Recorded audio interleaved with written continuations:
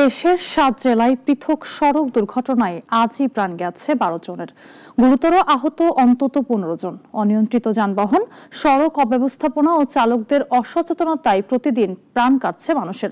প্রতিনিধিদের পাঠানো চিত্র ও তথ্যে বিস্তারিত জানাচ্ছেন শাশ্বতী সরকার।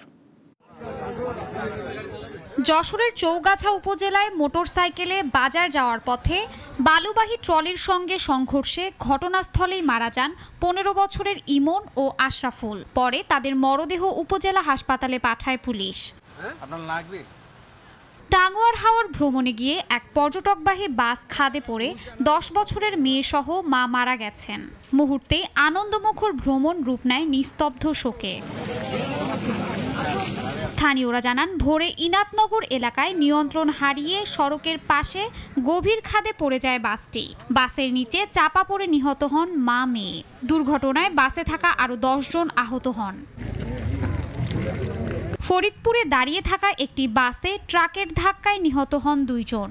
নরসিংদীর মাধবদীতে যাত্রীবাহী বাসের ধাক্কায় ব্যাটারি চালিত ইজি বাইকের চালক সহ ৩ জন নিহত হয়েছেন।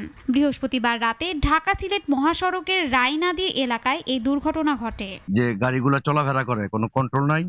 মাধবদী বাস স্ট্যান্ড কাছে এদিক থেকে আসলে তারা প্যাসেঞ্জারের জন্য বাগবাড়ির পরে ভাগল হয়ে যায়, কোন সময় মাধবদীর টিপটা ধরবো গিয়া। অনেক ড্রাইভারের গাড়ি নিয়ন্ত্রণে রাখে না, নিয়ন্ত্রণে গাড়ি চালায় না। আবার অনেকে দেখা যায় এলোমেলো ভাবে গাড়ি চালায়, যেখানে সেখানে ট্রাফিক আইন নামিয়ে নেই, যেখানে সেখানে গাড়ি ল্যান্ড করে বসে থাকে। ইমুর আসতে পরে আপনার গাড়ি ধাক্কা দিয়ে আপনার মারা গেছে। খুব ভয়ঙ্কর অ্যাক্সিডেন্ট, ৩ জন আসলে ৩ জন মারা গেছে। এছাড়া রাজধানী ঢাকা, লালমনিরহাট ও বাগেরহাটে আলাদা সড়ক দুর্ঘটনায় আরও ৩ জনের প্রাণ গেছে।